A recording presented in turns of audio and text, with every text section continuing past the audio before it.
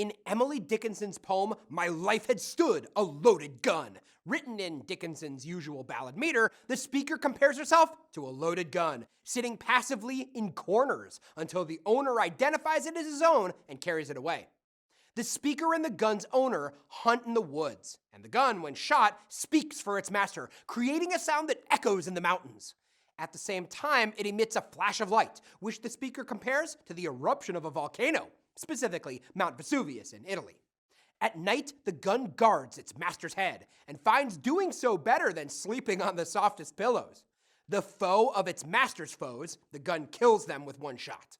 In the final stanza, the gun says, although it may live longer than its master, the master must outlive the gun, because even though the gun can kill, it cannot die. This poem describes a symbolic gun and its owner. Some interpretations of the poem equate the gun as a symbol of the speaker's anger, others as possession by demons, and others as female empowerment. It is as if the speaker's unused potential, a loaded gun in corners, is finally put to use when its owner and master identify it. In this way, the gun may represent a subordinate entity activated and subservient to its master, protective but still dependent.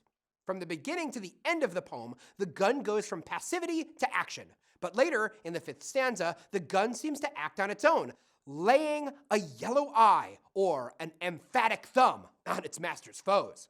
While it is paradoxical the gun can kill but cannot die, it's not clear why the owner must outlive the gun. One way of reading the poem is that the gun represents Dickinson the poet, while the master stands for a male muse who inspires her. Another way of reading it is to imagine the gun speaking as the primal impulse of the master, representing his desire to kill his enemies. And yet another way to read it is in the context of the 3 master letters Dickinson wrote between 1858 and 1862 to an unidentified male figure she admired, in which she expressed a longing for a master.